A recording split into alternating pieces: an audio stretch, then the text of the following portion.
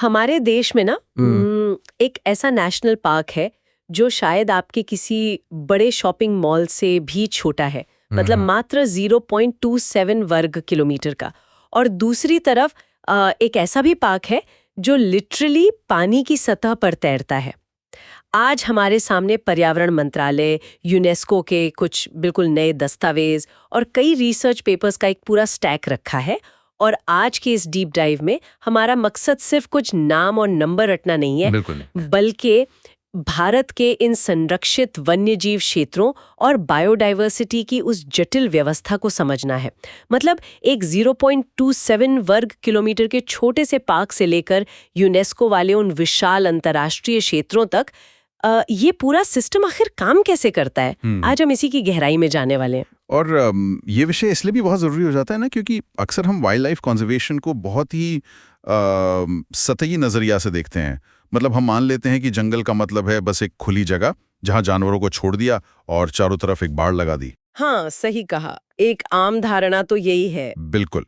लेकिन जब हम इन ऑफिशियल डॉक्यूमेंट्स के तकनीकी पहलुओं को देखते हैं ना, तो पता चलता है कि national parks, wild life sanctuaries और बायोस्फीयर रिजर्व के बीच की जो सीमा रेखाएं हैं, वो सिर्फ जमीन पर खींची हुई लकीरें नहीं हैं। वो पूरी तरह से साइंटिफिक, सोशल और हिस्टोरिकल हैं। और यहीं से ना चीजें बहुत दिलचस्प होना शुरू हो जाती हैं। इन दस्तावेजों को पढ़ते हुए अगर हम सबसे पहले नेशनल पार्क्स की बात करें तो यहाँ नियम सबसे ज्यादा सख्त लगते हैं। मतलब भारत में कुल 106 नेशनल पार्क्स हैं, जिनमें मध्य प्रदेश 11 और असम 7 पार्क्स के साथ सबसे आगे हैं। इन पार्क्स के नियमों को देखकर मेरे दिमाग में एक बात आई। अच्छा, क्या हम नेशनल पार्क्स को प्रकृति का एक वीआईपी हाई सिक्योरिटी जोन मान सकते हैं, जहां इंसानों के लिए या मानवीय गतिविधियों के लिए कोई जगह ही नहीं है? मैं इस वीआईपी जोन वाले शब्द से ना पूरी तरह सहमत नहीं हूँ। अच्छा, क्यों? देखिए, वीआईपी शब्द में कहीं ना कहीं एक तरह की विलासिता या किसी को स्पेशल ट्रीटमेंट देने का एहसास छुपा होता है। जब हम डॉक्यूमेंट्स के टेक्निकल डिटेल्स को पढ़ते हैं तो मैं इसे क्वारंटाइन जोन या आइसोलेशन वार्ड कहना ज्यादा सही मानूंगा। क्वारंटाइन जोन, ये तो बहुत ही अलग नजरिया है। हाँ, क्योंकि यहाँ बात किसी जानवर को वीआईपी ट्रीटमेंट देने की नहीं है, बल्कि एक बेहद नाजुक इकोसिस्टम को बचाने की है। इस क्वारंटाइन जोन में मानवीय दखलंदाजी लिटरली जीरो होती है। मतलब जानवरों को चराने की पूरी मनाही है, शिकार पर तो खैर पूर्ण प्रतिबंध है ही, और यहाँ तक कि आप जंगल से कोई लकड़ी या पत्ते भी इकट्ठा नहीं कर सकते। मतलब एकदम स्ट्रिक्ट आइसोलेशन। और इस आइसोलेशन की शुरुआत का इतिहास भी इन डॉक्यूमेंट्स में बहुत अच्छे से दर्ज है। जैसे भारत का सबसे पहला नेशनल पार्क 1936 में उत्तराखंड में बना था, जिसे आज हम जिम कॉर्बेट नेशनल पार्क के नाम से जानते हैं। लेकिन मुझे इसका जो नाम बदलने का सफर है ना, वो सिर्फ एक फॉर्मेलिटी नहीं लगा। बिल्कुल नहीं, वो सिर्फ नाम बदलना नहीं था। वो दरअसल संरक्षण को लेकर हमारे नजरिए में आए एक बहुत बड़े वैचारिक बदलाव को दिखाता है। हाँ, वही। मतलब 1936 में जब ये बना ना, तो इसका नाम उस वक्त के ब्रिटिश गवर्नर के नाम पर हेली नेशनल पार्क रखा गया था, जो कि सीधे सीधे अंग्रेजी सत्ता का दिखावा था। फिर आज़ादी के बाद लगभग 1954-55 में इसका नाम बदलकर रामगंगा नेशनल पार्क कर दिया गया। और ये नाम रामगंगा नदी पर था, राइट? जी बिल्कुल। और ये एक बहुत ही साइंटिफिक कदम था, क्योंकि रामगंगा नदी उस पूरे इलाके की जीवन रेखा है। वो नदी ही उस पूरे इकोसिस्टम को चलाती है।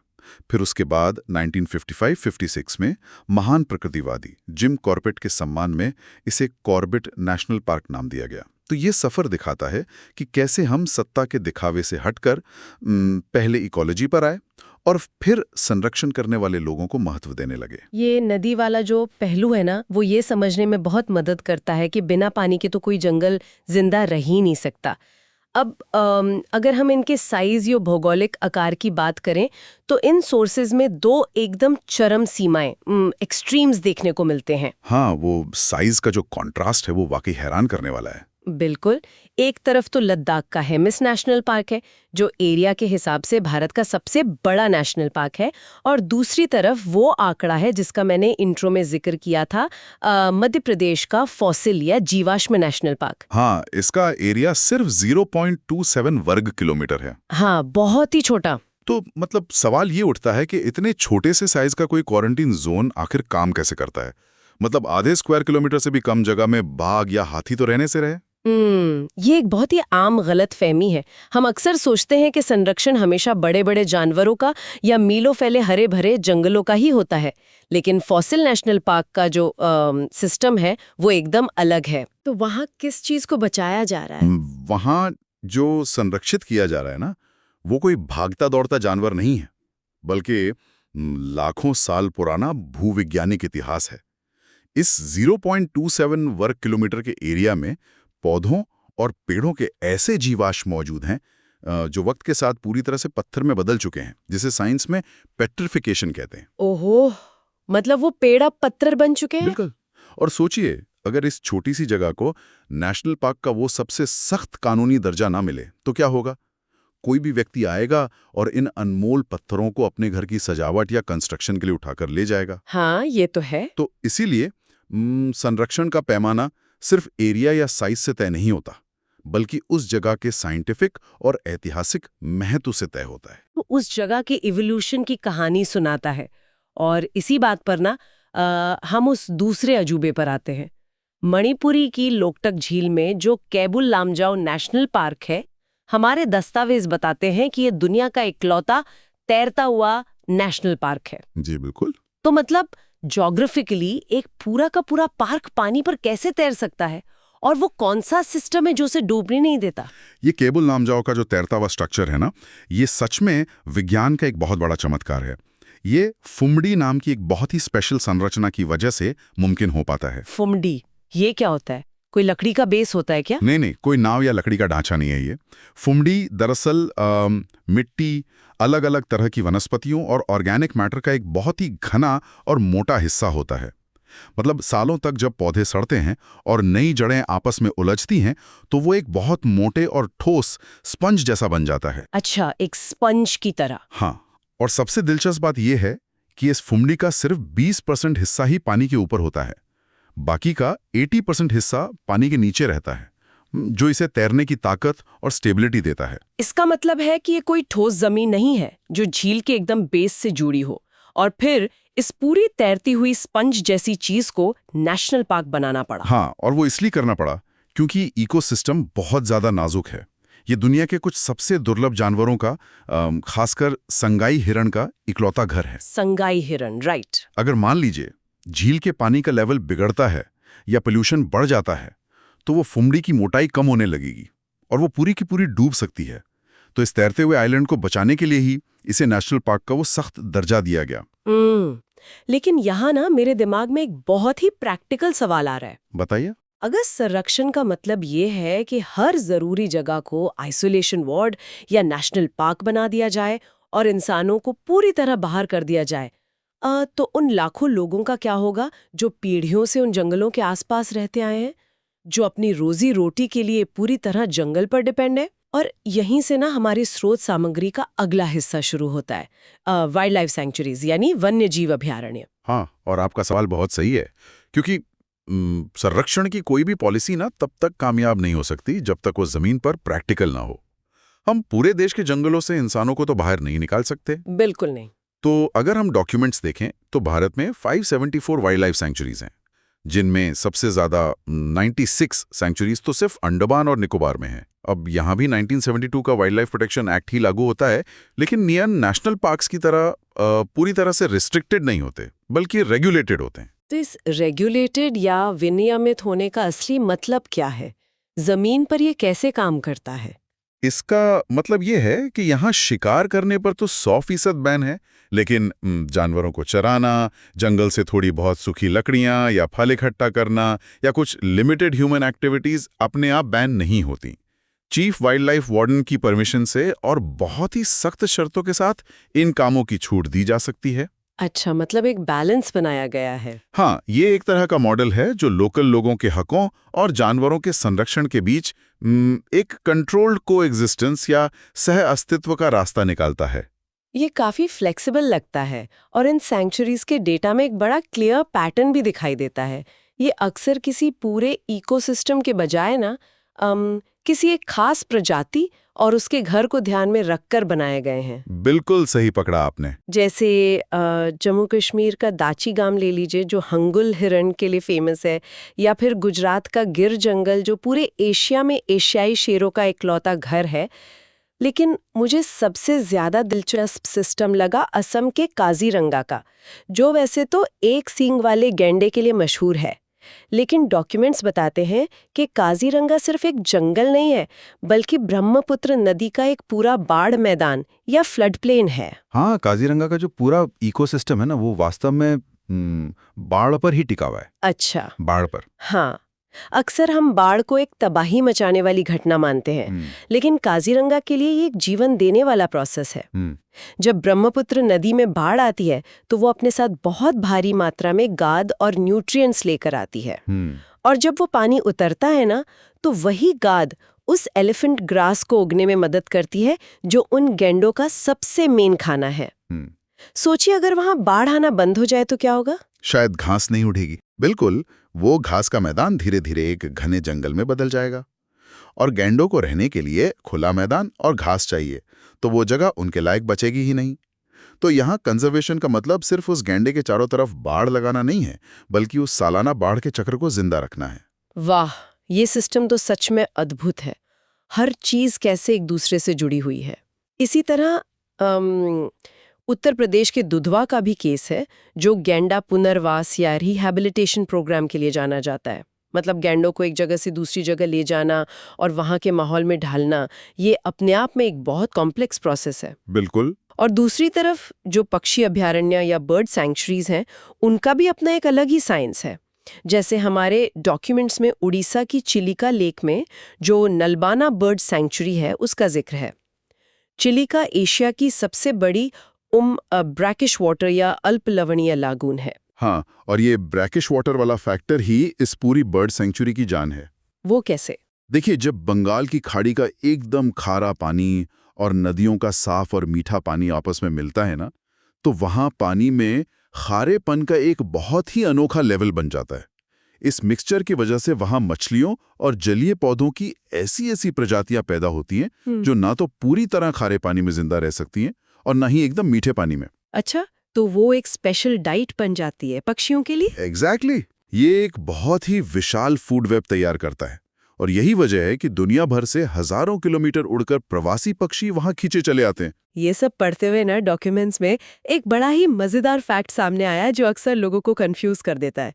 भारत के जो सबसे फेमस बर्ड वॉचर या ऑर्निथोलॉजिस्ट थे, सलीम अली जी, उनका नाम दो बिल्कुल अलग अलग कोनों पर मौजूद संरक्षित क्षेत्रों से जुड़ा है। हाँ, ये एक बहुत ही कॉमन कंफ्यूजन है। मतलब सलीम अली बर्ड सैंक्चुरी जो है वो तो गोवा के चुराओ द्वीप के मैंग्रोव जंगलों में है, लेकिन जो सलीम अली नेशनल पार्क है वो ऊपर श्रीनगर जम्मू कश्मीर की घाटियों में है। और ये कंफ्यूजन दरअसल एक बहुत बड़ी बात को हाईलाइट करता है। ये दिखाता है कि सलीम अली का जो रिसर्च का काम था वो किसी एक छोटे इलाके तक सीमित नहीं था। हाँ, उनका विजन बहुत बड़ा था। बिल्कुल। उन्होंने तटीय इलाकों के मैंग्रोव से लेकर ऊपर हिमालय के इकोसिस्टम तक के पक्षियों पर स्टडी की थी। तो देश के दो बिल्कुल ऑपोजिट कोनों पर उनके नाम से पार्क होना उनके पूरे भारत पर पड़े वैज्ञानिक प्रभाव को दिखाता है। और ये जो वाइल्ड लाइफ की वैरायटी है ना, ये सिर्फ बड़े जानवरों या पक्षियों तक ही लिमिटेड नहीं है। इन डॉक्यूमेंट्स में मैंने देखा कि तितलियों के संरक्षण पर भी बहुत फोकस किया गया है। जी, ये एक बहुत ही जरूरी हिस्सा है। मतलब अरुणाचल प्रदेश का नामदाफा हो या असम का काजीरंगा, ये तितलियों की वैरायटी के लिए बहुत फेमस है। केरल की अरलम सेंचुरी में तो एल्बर्ट्रॉस तितलियां पाई जाती हैं, और महाराष्ट्र ने तो ब्लू मॉर्मन नाम की तितली को अपनी राज्य तितली या स्टेट बटरफ्लाई का दर्जा तक दे दिया है। हाँ, महाराष्ट्र ऐसा करने वाला पहला राज्य था। अब देखिए, हम आम लोग तो यही मानते हैं ना कि तितलियों का काम बस फूलों पर बैठना और परागण या पॉलिनेशन करना है। हाँ। तो फिर इतने बड़े लेवल पर इन्हें बचाने के लिए इतने एफर्ट्स क्यों डाले जा रहे हैं? देखिए, तितलियों को बचाने का जो सबसे मेन रीजन है ना, वो सिर्फ पॉलिनेशन नहीं है। विज्ञान में तितलियों को किसी भी जंगल की सेहत का बायो इंडिकेटर्स या जैविक संकेतक माना जाता है। Bio indicator? हाँ। मतलब वो जंगल की सेहत बताती हैं? बिल्कुल। वो इतनी नाजुक होती हैं कि तापमान, नमी या माइक्रो क्लाइमेट में अगर हल्का सा भी बदलाव हो ना, तो सबसे पहला असर उन पर होता है। अगर आपको दिख रहा है कि किसी जंगल से तितलियों की कोई खास प्रजाति धीरे धीरे गायब हो रही है, तो ये एक बहुत बड़ी चेतावनी है। अच्छा, मतलब खतरे की घंटी। हाँ, ये इस बात का इशारा है कि उस जंगल का पूरा इकोसिस्टम अंदर ही अंदर किसी खतरे में है, जो शायद आपको बड़े जानवरों को देखकर तुरंत पता ना चले। तो आप कह सकती हैं कि तितलियां एक तरह से जंगल का अर्ली वार्निंग सिस्टम होती है। ये तो एकदम नया नजरिया है। तो हमने एकदम सख्त आइसोलेशन वार्ड यानी नेशनल पार्क्स के सिस्टम को समझ लिया और थोड़े रेगुलेटेड वाले वाइल्ड लाइफ सेंचुरीज को भी देख लिया। लेकिन मुझे लगता है कि ये सब किसी एक खास जंगल या एक खास जानवर को बचाने तक ही सीमित है। अब अगर हम पिक्चर को थोड़ा बड़ा करें, जूम आउट करें, तो हमारी स्रोत सामग्री का जो सबसे जरूरी हिस्सा है वो है जैव मंडल आरक्षित क्षेत्र, बायोस्फीयर रिजर्व्स। हाँ, ये कंजर्वेशन का सबसे एडवांस्ड मॉडल है। जब मैं इन रिजर्व्स के त्रिस्तरीय या 3 टियर मॉडल के बारे में पढ़ रही थी ना, तो मेरे दिमाग में एक मास्टर प्लान सिटी का स्ट्रक्चर आया। मतलब जैसे इसमें कोर जोन एक सेफ तिजोरी की तरह है, बफर जोन एक रिसर्च लैब की तरह है, और जो ट्रांजिशन जोन है वो आम लोगों के जनजीवन का हिस्सा है। ये मास्टर प्लान सिटी वाला एग्जाम्पल सुनने में काफी अच्छा लगता है। लेकिन बायोस्फीयर रिजर्व ना किसी शहर की तरह कोई फिक्स्ड या सीमेंट से बना ढांचा नहीं होता। तो फिर इसे क्या कहेंगे? इसे एक विशाल लिविंग लेबोरेटरी या एक जीवंत प्रयोगशाला कहना ज्यादा सही होगा, जहां इंसान और प्रकृति के बीच जो हमेशा टकराव चलता रहता है ना, उसे सुलझाने का एक बहुत बड़ा एक्सपेरिमेंट चल रहा है।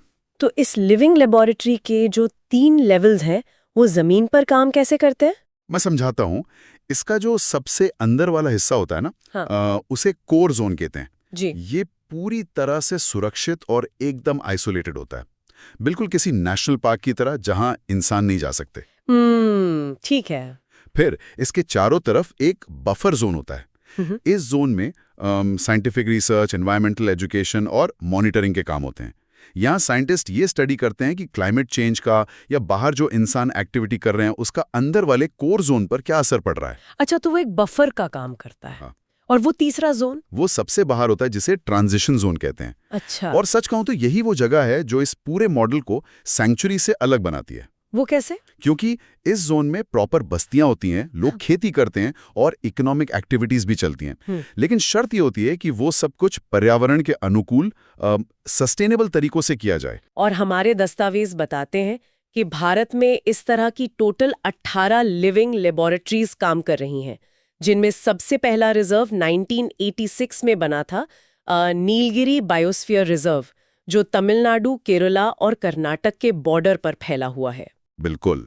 और एरिया के हिसाब से देखें तो सबसे बड़ा गुजरात का ग्रेट रन ऑफ कच्छ है। लेकिन यहाँ बात सिर्फ भारत के अपने फैसलों तक ही लिमिटेड नहीं है।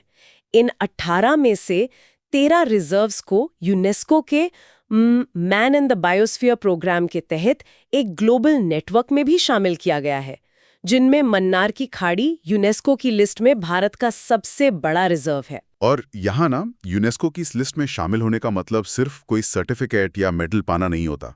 तो इसका रियल इम्पैक्ट क्या होता है? इसका प्रैक्टिकल मतलब ये है कि भारत का वो खास बायोस्फीयर रिजर्व अब एक ग्लोबल साइंटिफिक कम्युनिटी का हिस्सा बन गया है। मतलब वहाँ की रिसर्च और डेटा को दुनिया भर के बाकी देशों के साथ शेयर किया जाएगा, ताकि ग्लोबल वार्मिंग या क्लाइमेट चेंज जैसे बड़े संकटों का मिलकर कोई सोल्यूशन निकाला जा सके। और इस ग्लोबल नेटवर्क में ना एक बहुत ही ताज़ा और ज़रूरी नाम भी जुड़ने जा रहा है। इन डॉक्यूमेंट्स में मेंशन है कि 27 सितंबर 2025 को चीन के हांगझो में यूनेस्को के 37वें सेशन में भारत के 13वें बायोस्फीयर रिजर्व के तौर पर हिमाचल प्रदेश के कोल्ड डेजर्ट को इस नेटवर्क में शामिल किया गया है। जी हाँ, ये भारत के लिए एक बहुत बड़ी उपलब्धि है। लेकिन मैं सोच रही थी कि एक बर्फीले रेगिस्तान में जहाँ हालात इतने मुश्किल होते हैं, वहाँ कोर, बफर और ट्रांजिशन जोन वाला ये सिस्टम जमीन पर कैसे लागू होता है? और यही बात इस मान्यता को इतना स्पेशल बनाती है। देखिए, स्पीति और पिन वैली जैसे इन कोल्ड डेजर्ट इलाकों में ना तापमान माइनस में रहता है, ऑक्सीजन बहुत कम होती है। हाँ, वहाँ सर्वाइव करना ही मुश्किल है। बिल्कुल। अब कोल्ड जोन में तो हिम तेंदुआ यानी स्नो लेपर्ड और हिमालयन आइबेक्स जैसे दुर्लभ जानवर रहते हैं। लेकिन जो असली चैलेंज आता है वो आता है ट्रांजिशन जोन में, क्योंकि वहाँ जो खानाबदोश चरवाहे हैं और लोकल ट्राइब्स हैं वो सदियों से रह रही हैं। वो अपने मवेशियों को चराते हैं और इसी वजह से कभी-कभी उनका हिम तेंदुओं के साथ सीधा टकराव हो जाता है। जानवर उनके मवेशियों को मार देते हैं। ओहो, ये तो बहुत बड़ा कॉन्फ्लिक्ट है। तो फिर यूनेस्को की मान्यता कैसे मिली? यूनेस्को की मान्यता इस बात का सबूत है कि भारत ने वहाँ के लोकल लोगों को इस तरह से ट्रेन किया है और आर्थिक रूप से इतना सशक्त बनाया है, जैसे इको टूरिज्म के जरिए या सोलर पावर के इस्तेमाल से, कि अब वो लोग स्नो लेपर्ड का शिकार करने के बजाय खुद उसके रक्षक बन गए हैं। अरे वाह! हाँ, एक ऐसे बर्फीले रेगिस्तान में जहाँ जिंदगी इतनी मुश्किल है, वहाँ इंसानों और प्रकृति के बीच ये बैलेंस बना लेना, ये अपने आप में एक बहुत बड़ी कूटनीतिक और इकोलॉजिकल जीत है। वाकई ये इस पूरे सिस्टम की कॉम्प्लेक्सिटी और उसकी कामयाबी का एक बहुत ही शानदार उदाहरण है। तो आज के इन सारे डॉक्यूमेंट्स और सोर्सेस को डिटेल में देखने के बाद एक बात तो एकदम साफ हो जाती है कि भारत की बायोडायवर्सिटी का जो संरक्षण है ना, वो कोई सिंगल ट्रैक प्रोसेस नहीं है। बिल्कुल नहीं।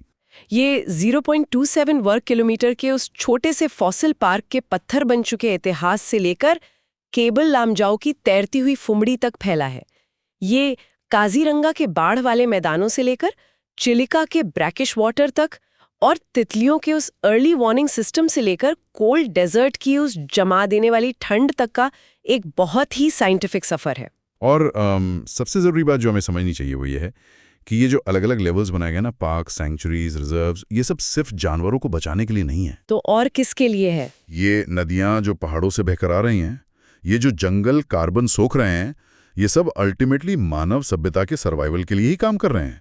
ये हमारा अपना लाइफ सपोर्ट सिस्टम है। अगर ये सुरक्षित नहीं रहेंगे तो हमारा वजूद भी नहीं बचेगा। बिल्कुल सही कहा आपने। और इस पूरी डीप डाइव के बाद ना, मेरे मन में एक सवाल आ रहा है जिस पर हम सबको सोचना चाहिए। क्या सवाल? जैसे जैसे हमारी आबादी बढ़ रही है और विकास की रफ्तार तेज हो रही है, तो जाहिर है कि इन बायोस्फीयर रिजर्व्स के ट्रांजिशन जोन्स पर इंसानों का दबाव और ज्यादा बढ़ेगा। तो भविष्य में ये संरक्षित क्षेत्र कैसे दिखेंगे? ये एक बहुत बड़ा सवाल है। क्या हमारी बढ़ती जरूरतों के दबाव में आकर इन कोर जोन्स और आइसोलेशन वार्ड्स की सीमाएं सिकुड़ने लगेंगी, या फिर मानव सभ्यता फाइनली प्रकृति के उन अनदेखे नियमों और सीमाओं की इज्जत करना सीख लेगी? ये तो आने वाला वक्त ही बताएगा। बिल्कुल। ये एक ऐसा सवाल है जो ना सिर्फ हमारी पर्यावरण नीतियों का भविष्य तय करेगा, बल्कि इस धरती पर हमारे टिके रहने की दिशा भी तय करेगा। जरा सोचिए कि एक पूरे जंगल का भविष्य किसी के हाथों में है, और वो भविष्य कोई बीज या छोटा सा पौधा नहीं है, बल्कि तरल नाइट्रोजन के एक टैंक में रखा हुआ जेनेटिक ब्लूप्रिंट है। बिल्कुल, मतलब -196 डिग्री सेल्सियस पर जमा हुआ एक ब्लूप्रिंट। जब भी वन्यजीव संरक्षण की बात होती है तो हमारे दिमाग में हमेशा वही पुरानी तस्वीर आती है, जीप में बैठे वनरक्षक दूरबीन से जानवरों को देखते हुए। हाँ, वो टिपिकल सफारी वाली इमेज। सही कहा। लेकिन अप्रैल 2026 तक के जो हमारे ताज़ा शोध और नोट्स हैं, उन्हें देखकर एकदम साफ हो जाता है कि संरक्षण की तस्वीर अब पूरी तरह बदल चुकी है। हम भारत की प्रमुख वन्यजीव संरक्षण परियोजनाओं पर बात करने वाले हैं। और ये चर्चा बहुत दिलचस्प होने वाली है, क्योंकि ये लड़ाई अब सिर्फ जंगलों में नहीं लड़ी जा रही है। बिल्कुल नहीं, ये तो अब डेटा सर्वर, अंतर्राष्ट्रीय कूटनीति, डीएनए लैब्स और हमारी प्राचीन आस्थाओं का एक बहुत ही जटिल मिश्रण बन चुकी है। ये जानना बहुत दिलचस्प है कि हम यहाँ तक कैसे पहुंचे। ये बहुत ही सटीक अवलोकन है। देखिए, हम अक्सर संरक्षण को सिर्फ जानवरों को बचाने की एक आसान सी प्रक्रिया मान लेते हैं, लेकिन असल में ये किसी भी देश के लिए सबसे चुनौतीपूर्ण प्रशासनिक और वैज्ञानिक कामों में से एक है। हाँ, क्योंकि जानवर तो इंसानी सीमाएं समझते नहीं हैं। बिल्कुल। एक तरफ आपको उन जानवरों की रक्षा करनी है और दूसरी तरफ करोड़ों इंसानों के विकास और उनकी जरूरतों का भी ध्यान रखना है। मतलब ये कोई सीधा गणित तो है नहीं कि आपने एक फॉर्मूला लगाया और समस्या हल हो गई। हाँ, एक बैलेंस बनाना पड़ता है। सही कहा। ये एक ऐसा बहुआयामी युद्ध है जिसमें कानून, तकनीक और स्थानीय समुदायों, इन तीनों को एक साथ लेकर चलना पड़ता है। और यही वो बिंदु है जो आज की हमारी इस विस्तृत चर्चा का मुख्य आधार है। चलिए इसको थोड़ा विस्तार से समझते हैं। अगर हम भारत में संरक्षण की सफलता की कहानी देखें तो उसका सबसे बड़ा अध्याय 1973 के प्रोजेक्ट टाइगर से शुरू होता है। हाँ, जो कि एक केंद्र प्रायोजित योजना है। बिल्कुल। 1973 में एक बुनियादी पहल से शुरू होकर ये देखना अद्भुत है कि भारत आज तकनीक और कूटनीति के मामले में कहाँ पहुंच गया है। आज हमारे पास पूरे देश में 58 टाइगर रिजर्व है। और ये आंकड़ा लगातार बढ़ रहा है। हाँ, मतलब हाल ही के वर्षों को ही देख लीजिए। 2023 में राजस्थान में 55वां धौलपुर करौली रिजर्व बना, फिर 2024 में छत्तीसगढ़ में 56वां गुरु घासीदास तमोर पिंगला, और मध्य प्रदेश में 57वां रातापानी रिजर्व भी 2024 में ही घोषित हुआ। सही कहा। और अब 2025 में तो मध्य प्रदेश में ही 58वां माधव टाइगर रिजर्व भी सामने आ चुका है। इन नए रिजर्वों को स्थापित करना राजनीतिक और भौगोलिक रूप से कितना मुश्किल होता होगा, ये सोचने वाली बात है। जाहिर है, एक नया टाइगर रिजर्व बनाने का मतलब सिर्फ जंगल के बाहर एक बोर्ड लगाना तो होता नहीं है।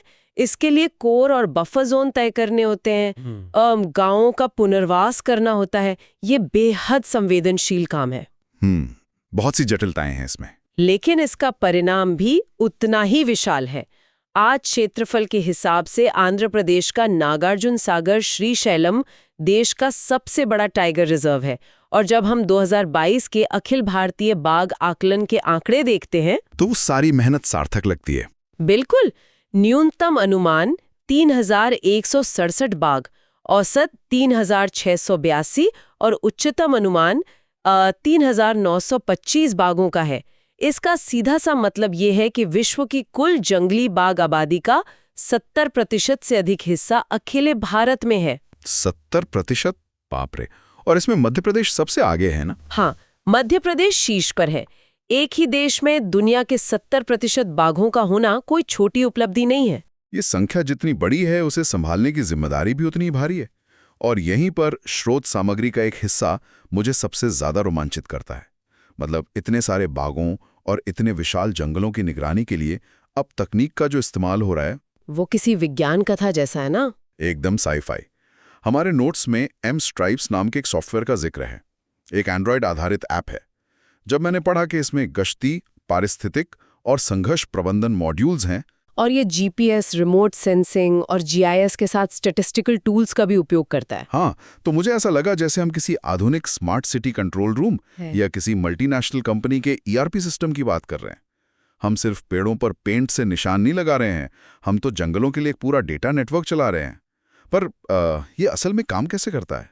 देखिए, ये स्मार्ट सिटी वाले उदाहरण से भी एक कदम आगे की चीज है, क्योंकि यहाँ आपके नागरिक जंगली जानवर हैं जिनका व्यवहार कोई नहीं पढ़ सकता। M-Stripes ने संरक्षण को एक ठोस वैज्ञानिक आधार दे दिया है। अच्छा, वो कैसे? जरा सोचिए, एक वन रक्षक घने जंगल में गश्त कर रहा है, उसे एक टूटा हुआ बाड़ा मिलता है या किसी बाघ के ताजा पैरों के निशान मिलते हैं जो एक गांव की तरफ जा रहे हैं। तो वो रक्षक इस ऐप में ऑफलाइन वो सारा डेटा दर्ज कर लेता है। बिल्कुल। और जैसे ही वो नेटवर्क जोन में आता है, वो सारा डेटा एक केंद्रीय सर्वर पर सिंक हो जाता है। इसके बाद पीछे बैठे वैज्ञानिक और उनके एल्गोरिदम इस डेटा का विश्लेषण करते हैं। अरे वाह।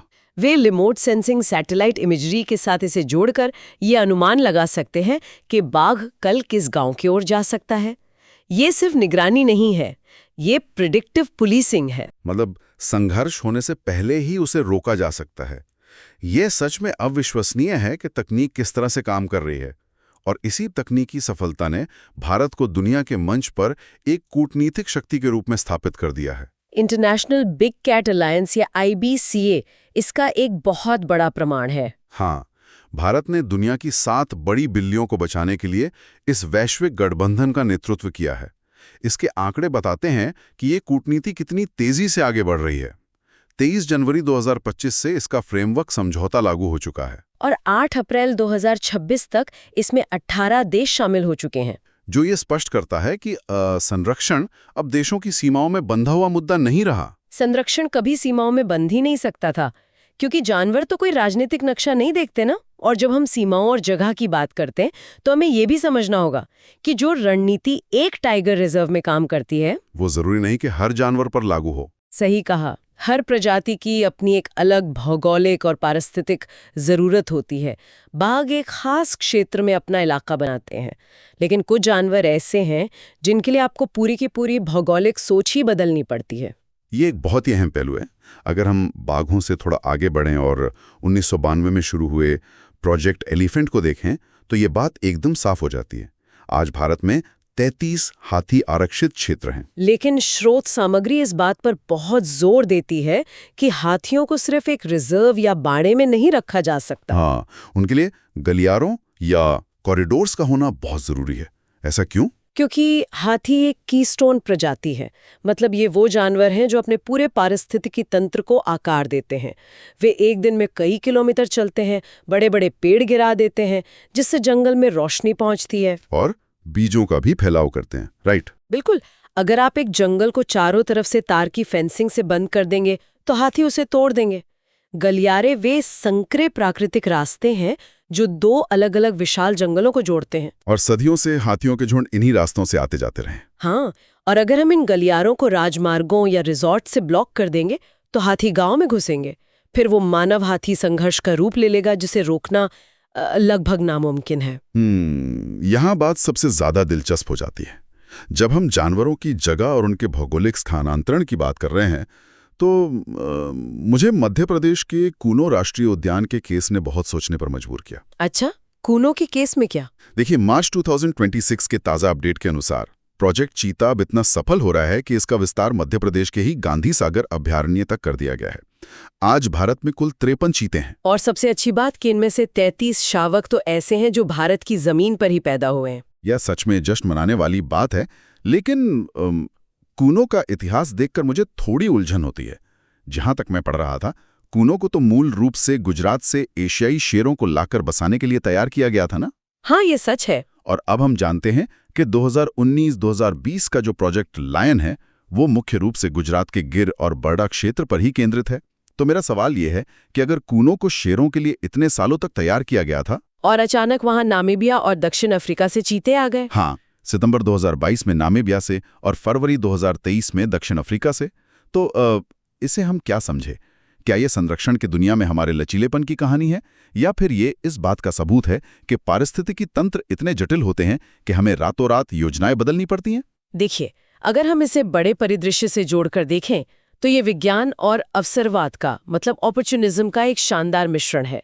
कूनो का जो परिदृश्य है, खुले जंगल और घास के मैदान, वो शेरों के लिए बहुत उपयुक्त था। विशाल शिकार से भरपूर जंगल तैयार था, जो किसी भी बड़े शिकारी जानवर के लिए स्वर्ग था। सही कहा। और चीतों का प्राकृतिक आवाज भी बिल्कुल ऐसा ही होता है। अब बात आती है चीतों को अफ्रीका से लाने की। इसका मुख्य उद्देश्य सिर्फ कुछ जानवरों को लाकर बाड़े में रखना नहीं था। विज्ञान की भाषा में इसे एक दीर्घकालीन व्यवहार्य मेटा पॉपुलेशन स्थापित करना कहते हैं।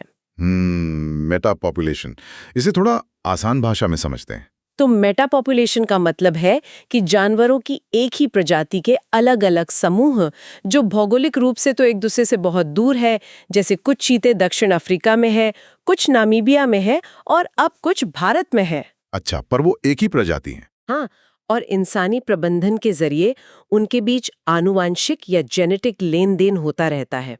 अगर किसी एक देश में बीमारी फैल जाए और वहां के चीते खत्म हो जाए तो दूसरे देश में उनकी आबादी बची रहेगी।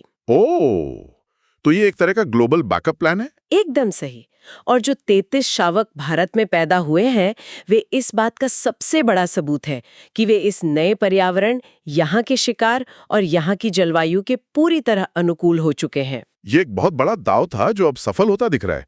मतलब 10,000 किलोमीटर दूर से जंगली जानवरों को हवाई जहाज में लाना और उन्हें एक नए महाद्वीप पर बसाना, ये कोई मजाक नहीं है। बिल्कुल नहीं। खैर, अब तक हमने सिर्फ मेगाफोना यानी बाघ, हाथी और चीते जैसे बड़े और करिश्माई जानवरों की बात की है। अक्सर इन्हीं जानवरों पर दुनिया भर का ध्यान रहता है, लेकिन हमारे नोट्स में एक ऐसी प्रजाति का भी जिक्र है जो शायद दिखने में बिल्कुल ग्लैमरस नहीं है। लेकिन अगर वो न हो तो हमारा पूरा का पूरा पारिस्थितिकी तंत्र ही ढह जाएगा। हाँ, मैं यहाँ पारिस्थितिकी तंत्र के उन मौन रक्षकों यानी गिद्धों की बात कर रहा हूँ। गिद्धों का पतन संरक्षण के इतिहास की सबसे भयानक और तेज त्रासदियों में से एक है। हमने महज 1 दशक के भीतर भारत से 90% से ज्यादा गिद्धों को खो दिया। जब मैं इसके कारणों को गहराई से पढ़ रहा था तो मुझे ऐसा लगा जैसे ये किसी कंप्यूटर सिस्टम क्रैश की कहानी है। आप जरा सोचिए, आपका एक बहुत ही सुचारू रूप से चल रहा सिस्टम, और आप उसमें जाने अनजाने एक छोटा सा गलत सॉफ्टवेयर अपडेट इंस्टॉल कर देते हैं। बिल्कुल। और यहाँ वो अपडेट एक दवा थी जिसका नाम है डिक्लोफेनाक। ये मवेशियों और जानवरों को दी जाने वाली एक साधारण सी दर्द निवारक दवा है, लेकिन उसे एक छोटी सी गोली ने पूरे के पूरे ऑपरेटिंग सिस्टम यानी हमारे पर्यावरण को ही क्रैश होने की कगार पर ला खड़ा किया। ये एनालॉजी स्थिति की गंभीरता को बहुत अच्छे से पकड़ती है। पर एक मामूली सी दर्द की गोली ने आसमान खाली कर दिया, ये कैसे मुमकिन है? देखिए, ये सिर्फ एक क्रैश नहीं था, ये पूरी खाद्य श्रृंखला का ब्लैकआउट था। डिक्लोफिनैक मवेशियों के जोड़ों के दर्द के लिए बहुत कारगर थी, लेकिन जब उन मवेशियों की मौत होती और गिद्ध उनके मृत शरीर को खाते तो वो दवा गिद्धों के अंदर चली जाती। हाँ, और ये दवा गिद्धों के गुर्दे यानी किडनी में जहर का काम करती थी। कुछ ही दिनों में उनकी किडनी फेल हो जाती थी। गिद्ध हमारी प्रकृति के सबसे महत्वपूर्ण सफाई कर्मी हैं। उनके पेट का एसिड इतना तेज होता है कि वो रेबीज और एंथ्रैक्स जैसी बीमारियों के बैक्टीरिया को भी नष्ट कर देता है। सही कहा। और जब गिद्ध खत्म होने लगे तो मृत जानवरों के सड़ने से जंगली कुत्तों की आबादी बेतहाशा बढ़ गई, जिससे इंसानों में रेबीज के मामले तेजी से बढ़े। बाप रे। हाँ, जब इस वैज्ञानिक कड़ी को समझा गया तब जाकर 2006 में गिद्ध संरक्षण कार्य योजना आई और हाल ही में 2020-2025 की विस्तृत योजना लागू की गई। डिक्लोफिनैक को जानवरों के उपयोग के लिए पूरी तरह प्रतिबंधित कर दिया गया। हालांकि इंसानों के लिए अब भी मिलती है ना? मिलती है, लेकिन इसके दुरुपयोग को रोकने के लिए इसे केवल एकल डोज या सिंगल डोज पैक तक सीमित कर दिया गया है। और इसमें सेव यानी saving Asia's vultures from extinction जैसे अंतर्राष्ट्रीय नेटवर्क की भूमिका बहुत बड़ी है। ये इस बात का एक और उदाहरण है कि हमें अंतर्राष्ट्रीय सहयोग की कितनी जरूरत पड़ती है। और ये कोई आज की बात नहीं है। 1975 की मगरमच्छ परियोजना को ही देख लीजिए। हाँ, वो भी एक बेहतरीन उदाहरण है। मुझे ये जानकर बहुत आश्चर्य हुआ कि उस शुरुआती दौर में भी खाद्य एवं कृषि संगठन यानी FAO और UNDP जैसी वैश्विक संस्थाओं ने भारत का सहयोग किया था। बिल्कुल, और इस परियोजना की बदौलत आज उड़ीसा का भितरकनिका राष्ट्रीय उद्यान खारे पानी के मगरमच्छों के लिए दुनिया भर में जाना जाता है। और राष्ट्रीय चंबल घड़ियाल अभयारण्य घड़ियालों के संरक्षण का एक प्रमुख केंद्र बन चुका है। और सिर्फ मगरमच्छ ही नहीं, भारत की भौगोलिक विविधता इतनी विशाल है कि हमें अलग अलग ऊंचाई और जलवायु के हिसाब से बहुत विशिष्ट परियोजनाएं चलानी पड़ी। जैसे उच्च हिमालय क्षेत्रों की चुनौतियां मध्य प्रदेश के जंगलों से बिल्कुल अलग हैं। हाँ, वहां तो आप जीप लेकर गश्त नहीं कर सकते। एकदम सही। ऐसी विशिष्ट प्रजातियों की सूची काफी लंबी है। हमारी स्रोत सामग्री में जम्मू कश्मीर के दाचीगाम में शुरू हुई 1970 की हंगुल परियोजना का जिक्र है। असम के एक सिंग वाले गैंडों का संरक्षण भी है। और दार्जिलिंग के चिड़ियाघर द्वारा 1990 में शुरू की गई लाल पांडा संरक्षण परियोजना और उत्तरी तथा पूर्वोत्तर के 5 राज्यों में फैली 2009 की हिम तेंदुआ परियोजना भी है। लेकिन इन सब में उत्तराखंड के केदारनाथ अभयारण्य में 1970s के दशक में शुरू हुई IUCN के सहयोग से जो शुरू हुई थी। हाँ, कस्तूरी मृग परियोजना। उसका एक तथ्य मुझे बहुत ही रोचक लगा। क्या आपको पता है कि वो मशहूर और बहुमूल्य कस्तूरी जिसकी सुगंध के चर्चे इतिहास की किताबों में मिलते हैं, वो केवल नर मृग में ही पाई जाती है? जी हाँ, और यही उस प्रजाति के लिए सबसे बड़ा अभिशाप भी बन गया। इत्र और पारंपरिक दवाओं में कस्तूरी की भारी अंतर्राष्ट्रीय मांग थी। तो लोग सिर्फ नर मृगों का शिकार करने लगे। बिल्कुल, इतने बड़े पैमाने पर अवैध शिकार हुआ कि प्रजनन चक्र ही टूट गया और ये प्रजाति विलुप्त होने की कगार पर पहुंच गई। इसी वजह से इन विशिष्ट परियोजनाओं की जरूरत पड़ी। तो इस सब का आखिर मतलब क्या है? हमने बाघों के हाईटेक M-Stripes ऐप से लेकर कूनों के चीतों की उड़ान, आसमान से गायब होते गिद्धों और हिमालय के कस्तूरी मृगों तक की बात की। बहुत बड़ा दायरा कवर किया है। लेकिन जमीन पर इन सबको एक साथ बांधकर कौन रखता है? ये वो जगह है जहां हमारा अदृश्य सुरक्षा जाल यानी हमारे कानून और अंतर्राष्ट्रीय समझौते मैदान में आते हैं। ये बहुत जरूरी हिस्सा है संरक्षण का। अगर हम वैश्विक स्तर पर देखें तो भारत 1976 से ही साइट्स का पक्षकार है, जिसका उद्देश्य ये सुनिश्चित करना है कि जंगली जानवरों का व्यापार उनके अस्तित्व के लिए खतरा न बने। और 1994 से हम CBD यानी जैविक विविधता सम्मेलन का भी हिस्सा हैं। हाँ, और इन अंतर्राष्ट्रीय संधियों को जमीन पर उतारने के लिए हमारे पास घरेलू स्तर पर जैव विविधता अधिनियम 2002 है। इसमें 2023 में अहम संशोधन किए गए जो 1 अप्रैल 2024 से लागू हो चुके हैं। और अब 2024 और 2025 के नए नियमों की अधिसूचना भी जारी हो चुकी है, जो इस ढांचे को और भी सख्त और स्पष्ट बनाती है। ये कानूनी ढांचे इतने जरूरी क्यों हैं? देखिए, ये इसलिए बहुत जरूरी हैं क्योंकि संरक्षण केवल भावना या उत्साह से नहीं चल सकता। इसके लिए नियमों की जरूरत होती है।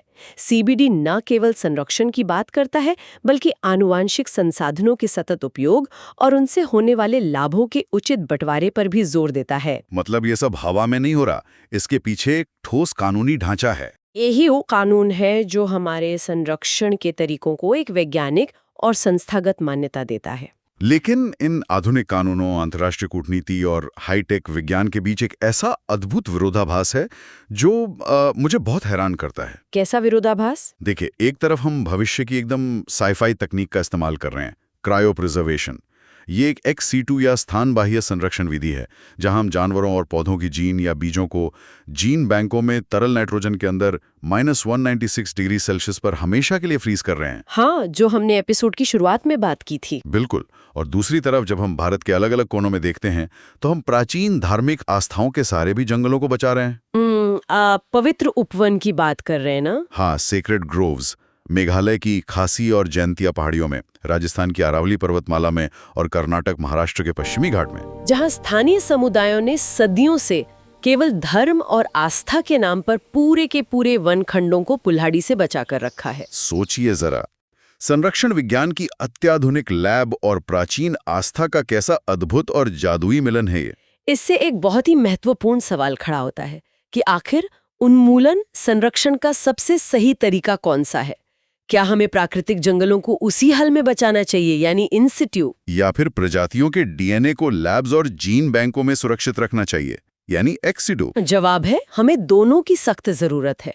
जो काम पवित्र उपवन सदियों से प्राकृतिक आवासों को बचाकर कर रहे हैं, वो भी बिना किसी सरकारी फंड के महज सामुदायिक जुड़ाव से, ठीक वही काम क्रायो प्रिजर्वेशन एक आपातकालीन बैकअप के तौर पर कर रहा है। एकदम सही। अगर कल को जलवायु परिवर्तन, भयंकर जंगल की आग या किसी नई महामारी से जंगल में कोई प्रजाति पूरी तरह नष्ट हो जाती है, तो हमारे पास -196 डिग्री पर उसका जेनेटिक पदार्थ सुरक्षित रहेगा, जिससे हम उसे फिर से जिंदा कर सकते हैं। बिल्कुल। तो अगर हम अपनी इस पूरे विस्तृत चर्चा को समेटें तो एक बात बिल्कुल शीशे की तरह साफ हो जाती है। भारत में वन्य जीव संरक्षण अब कोई एक आयामी काम नहीं रह गया है, जहां एक गार्ड बंदूक लेके जंगल की रखवाली करता है। हाँ, वो दौर अब पीछे छूट गया है। ये अब एमस्ट्राइब्स जैसे डेटा नेटवर्क के सर्वर से लेकर 2026 तक 18 देशों वाले IBCA जैसे कूटनीतिक गठबंधनों तक फैला एक विशाल जाल है। ये जैव विविधता अधिनियम जैसे सख्त राष्ट्रीय कानूनों और कूनों के घास के मैदानों में दौड़ते चीतों से लेकर सेव नेटवर्क के तहत आसमान में उड़ते गिद्धों को बचाने का एक अथक प्रयास है। बिल्कुल। और हमें ये हमेशा याद रखना होगा कि ये एक ऐसी यात्रा है जो कभी खत्म नहीं होगी। हर नई संरक्षण योजना, चीतों की हर नई मेटा पॉपुलेशन और हर नया एक्स सिटू जीन बैंक हमें ये सिखाता है कि पारिस्थितिकी तंत्र एक बहुत ही जटिल घड़ी की तरह है। मतलब हर पुर्जा जरूरी है। हाँ, इसमें हर जीव, चाहे वो बाघ हो, गिद्ध हो या कस्तूरी मृग, एक जरूरी पुर्जा है। अगर एक भी पुर्जा गायब होता है तो पूरी घड़ी काम करना बंद कर सकती है। सही कहा। अब सिर्फ दिखाई देने वाले खुले जंगलों से निकलकर तरल नाइट्रोजन के अंधेरे जीन बैंकों और मोबाइल ऐप्स के सर्वर तक पहुंच गया है। हाँ, जो कि सोचने वाली बात है। तो ये जानना दिलचस्प है, क्या आने वाले समय में संरक्षण की असली लड़ाई जंगलों के खुले मैदान में कम और प्रयोगशालाओं के एक्स सिटू डेटा और जेनेटिक ब्लूप्रिंट्स में ज्यादा लड़ी जाएगी? ये गहरा सवाल है। क्या भविष्य के जंगल महज कोड्स और जमे हुए बीजों के रूप में फ्रीजर में बंद होंगे? ये एक ऐसा सवाल है जिस पर हम सबको विचार करना चाहिए। आज की इस बेहद ज्ञानवर्धक चर्चा में शामिल होने के लिए बहुत बहुत धन्यवाद।